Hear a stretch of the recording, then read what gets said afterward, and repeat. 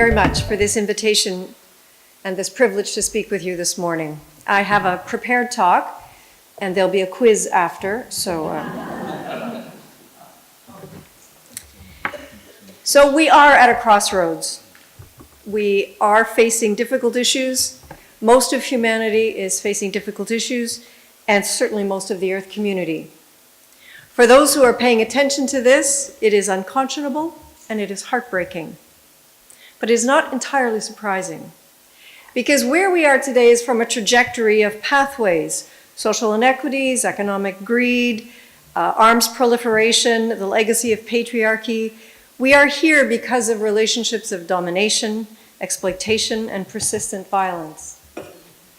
For those of us who have tried to challenge this trajectory, we give data, we expose empirically what is going on, we talk about what the consequences will be, and we end up being prophets of doom and gloom. We say, as theologian Dan McGuire said, if present trends continue, we won't. So we resist and protest and critique, and we say change is possible. And I have participated in such work for most of my adult life. Jürgen Moltmann, 1985, wrote, "Unless there's a radical reversal in the fundamental orientation of our human societies, and unless we succeed in finding an alternative way of living and dealing with other living beings, this crisis is going to end in wholesale catastrophe." And yet, 30 years later, here we are. Trends continued, no radical reversals, fundamental orientation intact. I want to acknowledge the courageous voices over these years who've exposed injustices and construct justice. I consider the organization Global Witness, the one who records the deaths of environmental defenders. This is one of the most dangerous jobs currently on the planet. There are 4 environmental defenders killed per week, and it's a vocation. It's a new vocation. So the Earth declines, we work for change, we mourn, and we dare to hope. So what I'm going to speak for the rest of my time from my experience as an academic and an activist for 40 years of addressing these issues from many angles. I will not be entirely a prophet of doom, but I have 3 topics for our discussion. And the first is on nonviolence and just peace. And I want to thank Dr. Camilleri for his work on just war and peace, and for the vision for this conference. There is no future without a cessation of the endless violence that saturates most cultures. And I was going to pause to think about Sri Lanka, I appreciate that, and many other places of violence in the world today. And the costs of such violence are immense. Terrorism, weapons, injury, fear, and this turns into the need for security. And national security agendas are accepted without resistance.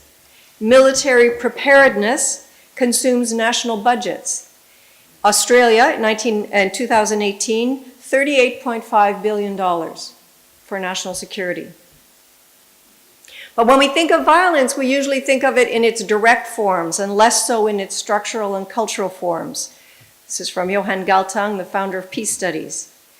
Because violence is on a continuum, as feminist analysis reveals. It goes from the private to the public. Of course, violence is terrifying. Shooters and bombs, it can be fast, but it can be slow. Injustices, poverty, malnutrition, neglect. I want to speak about violence against women, or what we call intimate terrorism.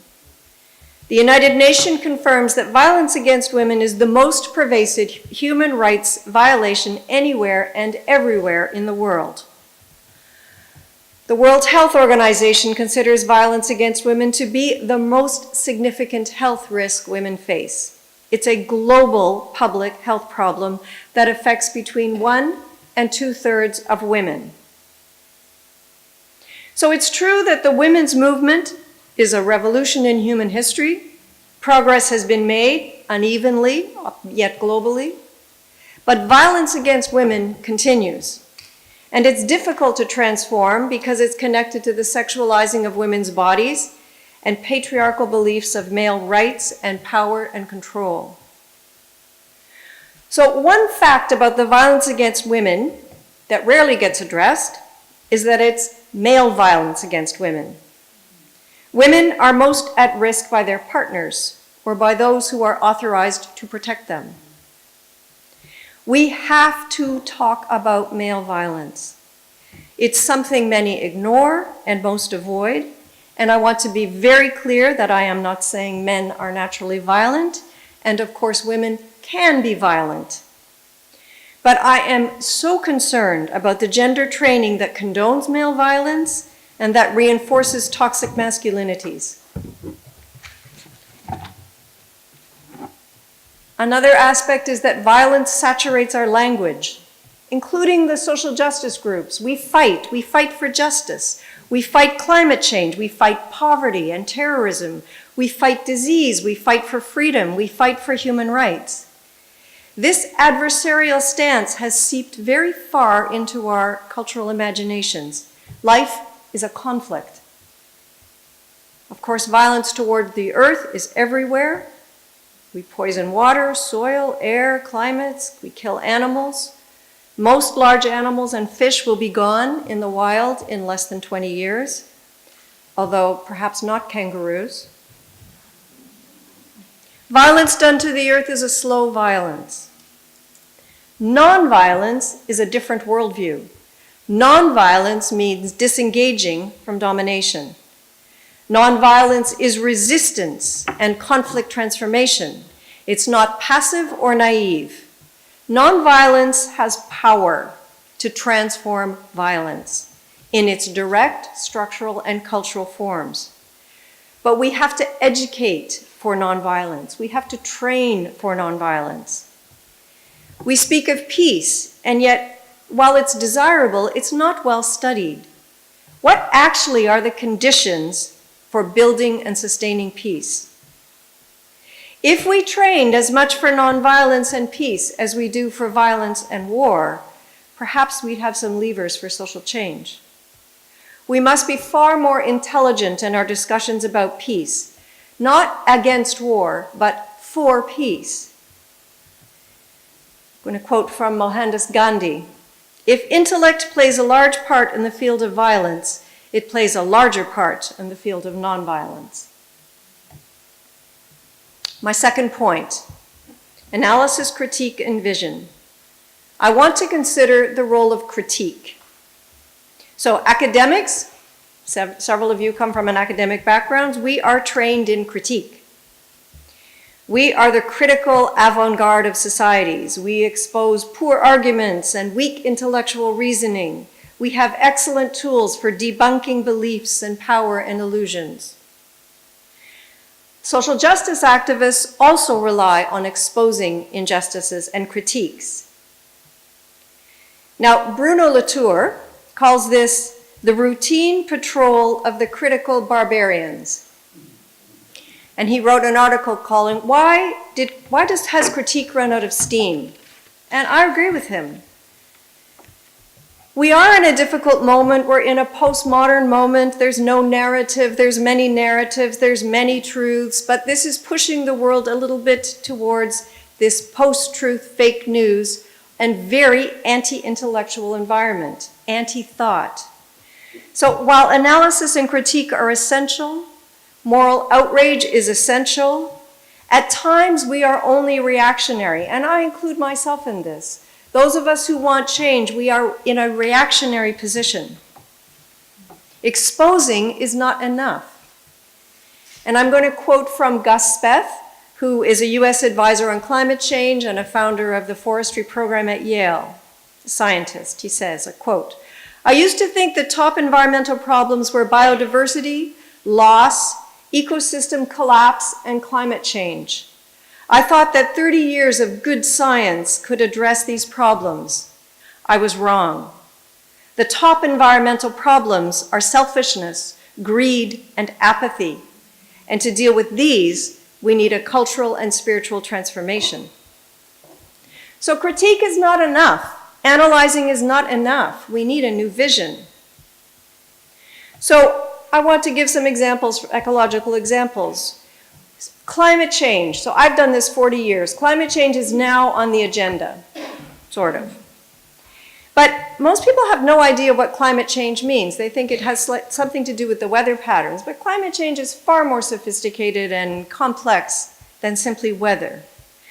So we need ecological literacy for a vision. We need ecological literacy. We have to understand how ecosystems function, how water works, what's the hydrologic cycle, what are the plant-insect linkages, how does food actually grow, how that we have almost no understanding collectively of animals, their intelligence, they're complex, they have language, they're sentient, they are social, they have friends, particularly mammals. So there are local and bioregional issues, and there are planetary issues, such as species extinction, ocean stratification, topsoil loss, climate change. So we need to understand this to have a vision. But I would say most importantly, it's necessary to understand that we came from these planetary evolutionary processes. It's very critical we take this seriously, that we are a member of an Earth community. We are nature. Susan Griffin says, we are nature reflecting on itself. We are nature with the concept of nature. Thomas Berry says, humanity is the self-conscious element of the Earth's crust. Humanity is the Earth reflecting back on itself. There's many metaphors to help us understand that we are completely and totally immersed in Earth processes, and we evolved from these processes. So to understand evolution is not an ideological shift, it's a scientific reality.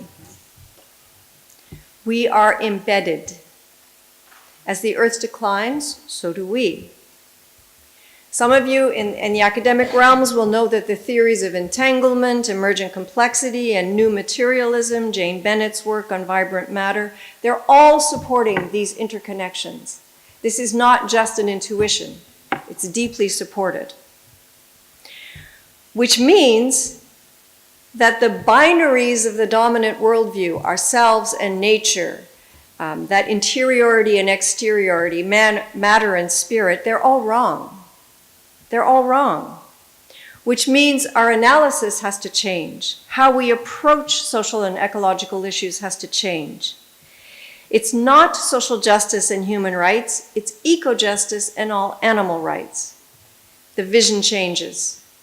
The common good enlarges, and we see ourselves as belonging, a thin layer of culture over a vast expanse of nature. So a fear is that such a perspective comes from the affluent.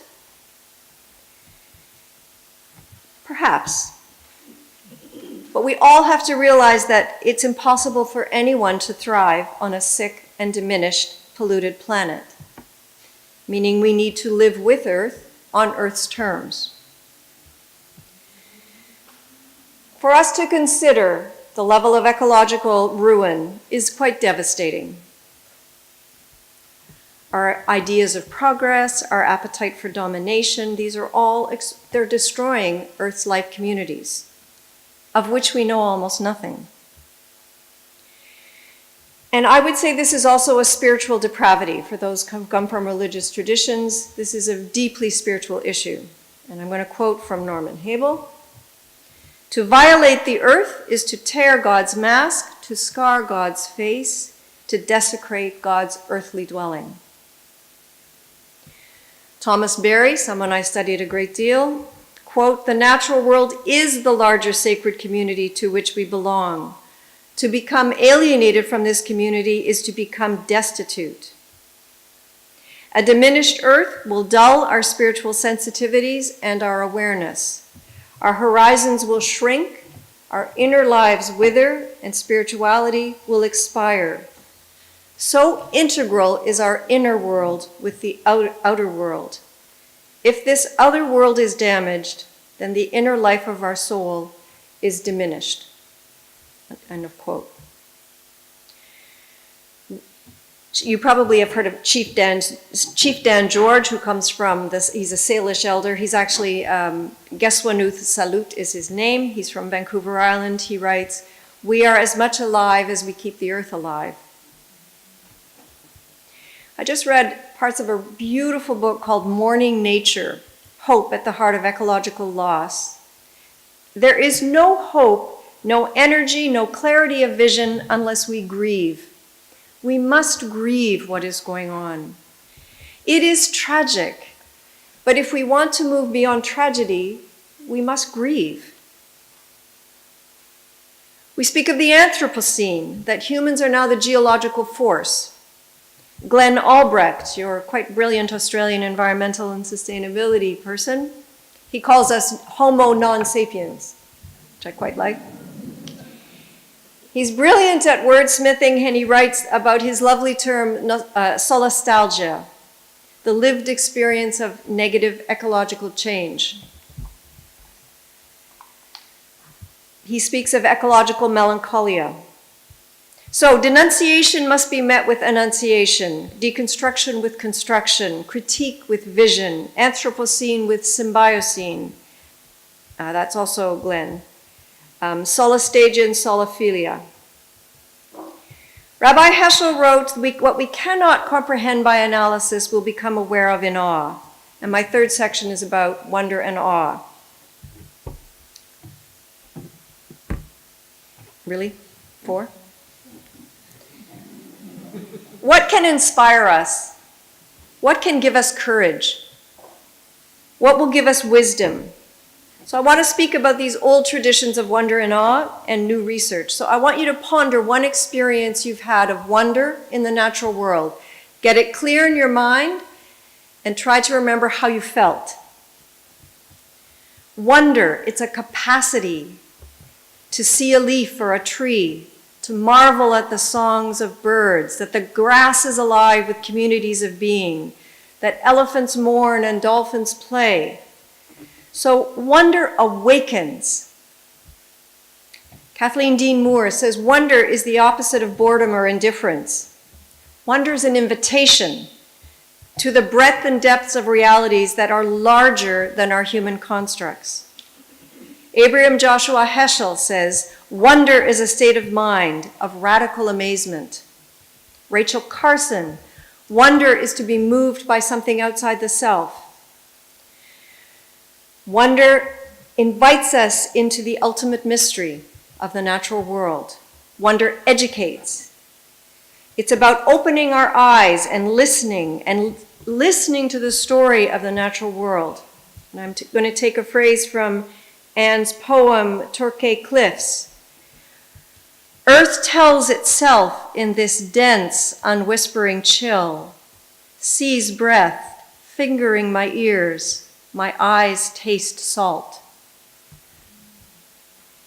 Wonder opens, and we begin to enter a moral relationship with the natural world. We begin to see that beauty and intricate interdependencies and elegant processes, the individuality of every leaf on every tree, every plant. This is the ineffable. It's a hidden world all around us. So wonder elicits responsibility. It guides. It gives us ethics. Wonder changes our reference points, that there are realms of reality larger than the human. So wonder educates our minds, our spiritual sensibilities, and our ethics. Rabbi Heschel again, humankind will not perish for want of information, but want of appreciation. What we lack is not the will to believe, but a will to wonder. A life without wonder is not worth living. So now I just want to say a couple of things about contemporary research on wonder, because those all come from the spiritual traditions, but wonder is now being researched. And I have 4 quick references. One is Dr. Keltner, a psychologist in Berkeley, studying wonder, and he says wonder actually changes people. When people experience wonder, they tend to define themselves as part of a group, not as an individual. It makes people more inclined to help other people, to be less entitled, to feel less self-important. They talk about the awe-altruism link, that wonder creates a more modest, less narcissistic self. It leads people to cooperate, to share resources, and to sacrifice. That's my own timer. Awe strengthens. Can I do 2 minutes? Thank you, Anne. Awe strengthens your immune system. And they now talk about awe deficits.